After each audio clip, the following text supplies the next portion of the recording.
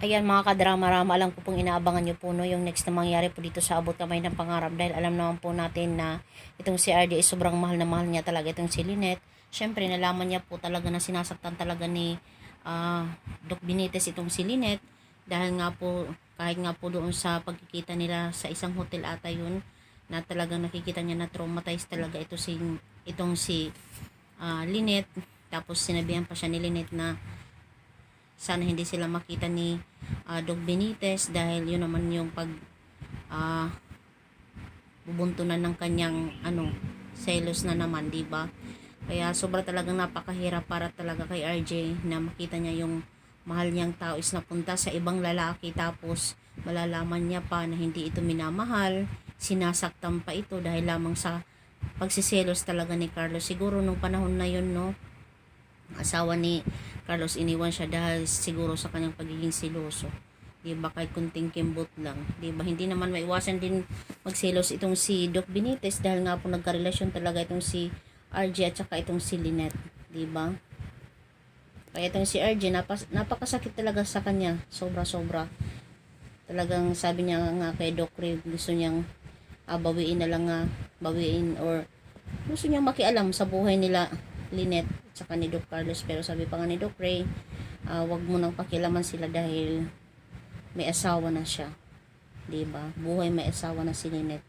Kaya napakahirap po talaga mga ka-drama na siyempre kung ikaw pa naman ba makita mo yung mahal mo na andun sa iba tas sinasaktan lang, diba?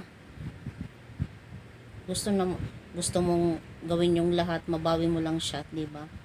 So ngayon malalaman talaga ni Doc RJ na sinasaktan itong si Lynette ni Carlos. Sasabihin niya na, Carlos, bakit mo sinasaktan si Lynette? Ganun ba ang pagmamahal mo sa kanya? Diba? Sasabihin ni RJ na babawiin ko siya sa'yo, tandaan mo yan. Dahil alam naman po natin na pagdating talaga ng panahon is magkakahiwalay din talaga itong si Lynette at saka itong si Carlos, dahil nga po sa kanyang matinding revelasyon na anak niya si Zoe, diba? So mga kadrama, abang-abang na lang po tayo mga kadrama, no, dito sa Abot Kamay na Pangarap, dahil darating talagang panahon na maabot ni Annalyn yung kanyang pangarap na mabuo talaga yung kanilang pamilya na kasama si RJ at saka itong si Lynette, diba? Tatlo sila, sobrang saya. Itong tatlo naman na to na sila Moira ay talagang pagbabayaran nila yung kanilang mga kasalanan, lalong lalo na kay itong si Zoe, lalong-lalo na doon kay Don Pepe sa kanyang mga nagawa, at saka si Moira, diba?